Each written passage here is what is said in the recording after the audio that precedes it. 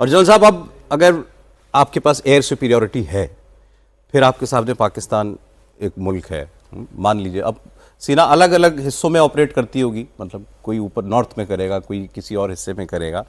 मतलब एक लेमन सवाल है, आप जब जाते हैं तो जैसे आपने कहा आमने सामने की लड़ाई, तो आप दुश्मन को पीछे खदेड़ते जाते हैं, if I am not wrong, लेकिन जनता जो नॉर्मल पॉपुलेशन होती है कभी इसके आड़े नहीं आती है? युद्ध क्या बताते हैं? नॉर्मल पॉपुलेशन आड़े मतलब जो वहाँ की पॉपुलेशन है, मान लें आप पाकिस्तान में जा रहे हैं, आपने उनकी सीना को पीछे खदेड़ा, आप जब एरिया कैप्चर करते हैं तो वहाँ जो लोकल पॉपुलेशन होती है वो कभी आड़े नहीं आती है ऑपरेशंस के? देखिए, पहली बात जो आपने सवाल उठाया था, मान लिए कल सॉलिड वॉर होता है पाकिस्तान के साथ, तो एयर सुपीरियरिटी या सुप्रीमेसी अगर मिलती है वो तो बहुत ही अच्छी कंडीशन है, और आर्मी चाहेगी एयर सुपीरियरिटी तो मिले लोकलाइज कॉन्फ्लिक्ट्स में। इसके साथ साथ देखिए, हमारी नॉर्दर्न कमांड है, वेस्टर्न कमांड है, साउथ वेस्टर्न कमांड है और सदर्न कमांड है। मतलब ये सब कमांड्स के स्पेसिफिक थिएटर्स हैं अटैक के। जैसे नॉर्दर्न कमांड है, पूरा JNK सियाचिन ये वाला सेक्टर देखती है और पार्शियल IB भी है। उसके बाद वेस्टर्न कमांड बेसिकली पूरा पंजाब, जहाँ मैंने अपनी डिवीज़न कमांड की थी, और ये जो कसूर में कल ये अपने लेक्चर भी दे रहा था वो फिरोजपुर के सामने ही है जहाँ मेरी डिवीज़न थी। और सदर्न कमांड है, साउथ वेस्टर्न कमांड है, ये रेगिस्तान के इलाके में, गुजरात के इलाके में। और ये कमांड्स ऐसी हैं कि खासकर वेस्टर्न कमांड और साउथ वेस्टर्न और सेंट्रल ये जो सदर्न कमांड्स हैं, इनमें मैकेनाइज वॉरफेयर का बैटल बहुत ज़रूरी है इन्फेंट्री के साथ।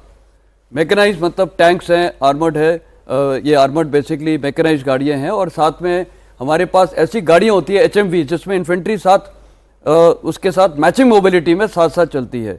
और एयर डिफेंस बहुत ज़रूरी है, क्योंकि एयर डिफेंस ये है कि दुश्मन की अगर एयर कुछ आ गई या अटैक हेप्टर्स आ गए तो उसको हम डिस्ट्रॉय कर सकते हैं।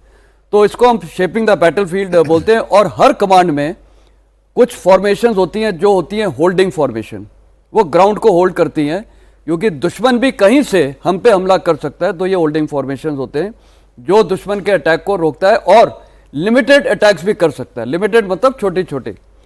लेकिन जो स्ट्राइक कोर्स होती हैं वो उनकी होती है डीप पेनिट्रेशन, जो मैंने आपको बोला, जैसे उनके स्ट्रेटेजिक रिजर्व्स हैं, उनको बैटल में लेके हम ड्रॉ करके और बर्बाद करते हैं। बेसिकली इसमें भी हैवी मैकेनाइज्ड एलिमेंट्स होते हैं जो आर्मर वगैरह होते हैं जहाँ। तो इस प्रकार हम टेरिटरी कैप्चर करते हैं। तो दुश्मन क्या करता है, पहली बात जो आप जनता को समझ में आना चाहिए, या तो वो मरेगा, या वो सरेंडर करेगा, या वो पीछे भागेगा।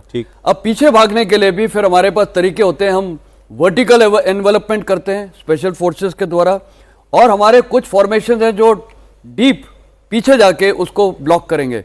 तो जब आप दुश्मन को घेर लेते हैं हर डायरेक्शन से, उसके पास एक ही चारा है, सरेंडर। जिस प्रकार हमने यहाँ पर किया था बांग्लादेश में, तो सरेंडर करेगा। तो इस प्रकार दुश्मन जो सरेंडर किया जाता है उसके लिए भी हमारे पास पूरी मैनेजमेंट होती है, उनके प्रिजनर्स को लेके, और हम लोग प्रिजनर्स ऑफ केज वगैरह बनाते हैं। जहाँ तक आम जनता का सवाल है, उनको भारतीय सेना कभी भी हार्म नहीं करती है, उनको हम नॉर्मल सिविलियन के तौर पे लेते हैं। मेरी खुद की पलटन फर्स्ट महार 71 की लड़ाई में हमने शकरगढ़ इलाके में हरार क्लान को कैप्चर किया था। वहाँ सिविलियंस आए थे और उन्होंने, जितने भी सिविलियंस थे, उन्होंने फौज का वेलकम भी किया है, इंडियन आर्मी का वेलकम किया पाकिस्तान में। उन्होंने वेलकम किया था हरार क्लान में, उन्होंने कोल्ट्स वगैरह सब दिए हैं।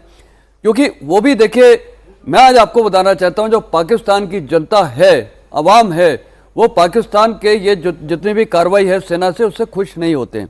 लेकिन जितने भी ये सिविलियंस है, उसको हम, इनका मैनेजमेंट का सिस्टम भी होता है, उनको हम पकड़ के उनकी प्रॉपर डॉक्यूमेंटेशन करते हैं, उनको हार्म नहीं करते, उनको अलग एरियाज में कर देते हैं। और उसके बाद जब वॉर खत्म हो जाता है, सीज फायर वगैरह हो जाती है, फिर वो अपने टर्म से उनको रीलोकेट किया जाता है, या जितना भी पाकिस्तान के इलाके में जहाँ जा सकते हैं उनको वापस भेजा जाएगा। तो सिविलियंस को कोई हार्म नहीं करते हैं। बेसिकली हमारा मुद्दा होता है, या तो वी किल, अगर वो हमें कंटेस्ट कर रहा है फिर तो हम मारेंगे उसको, कोई उसमें शक ही नहीं है। और आमने सामने की लड़ाई में यहाँ तक होता है कि बेनेट से भी फाइटिंग होती है, जब वो बंकर के अंदर घुसा हुआ है, छिपा हुआ है, आर्टिलरी फायर हो रहा है उसके ऊपर, तो वो बंकर के अंदर जाता है। लेकिन जब आर्टिलरी फायर उठती है तो वो भी निकलता है बाहर, क्योंकि तब हम उसकी जमीन पे पहुंच गए, उसकी पोस्ट पे पहुंच गए, बंकरों में पहुंच गए, जिसको वो डिफेंड कर रहा है, जैसे कैनाल्स पे कर रहा है, या ये इच्छोगेल कैनाल है, या जितने भी इलाके हैं उसको डिफेंड करता है।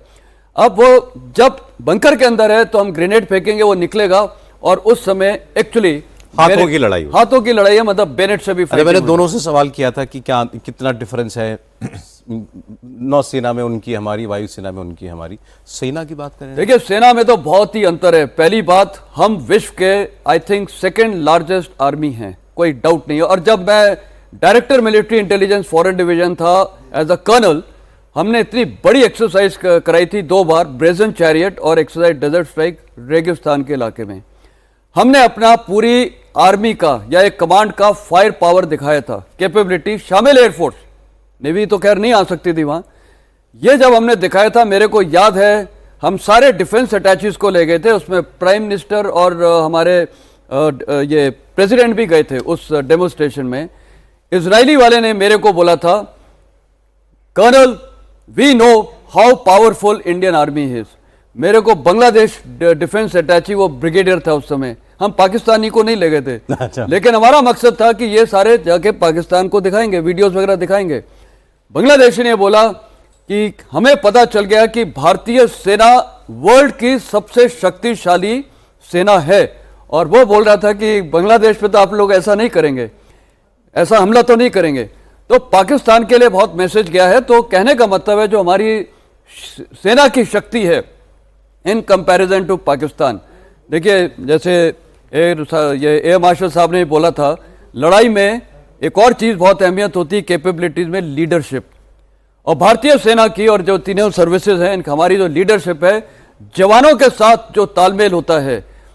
इंडियन आर्मी ऑफिसर लेड है, हर छोटे 5 लोगों के लिए भी, स्पेशल फोर्सेस में 4 लोग भी अगर जाते हैं तो एक ऑफिसर जाता है।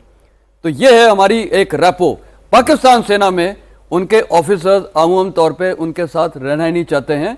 कारगिल लाइव एग्जाम्पल है, उनके ऑफिसर्स अपने जवानों को छोड़ के चले गए। और आज शायद एक व्हाट्सएप में चल रहा था, 13 जैकरिफ ने इनके जवानों को कितना अच्छा बरियल दिया था कुरान वगैरह पढ़ के। तो ये तो अपने लोगों को, जो इनके सैनिक हैं, उनको ये ट्रीट करते हैं एज कैनन फॉडर।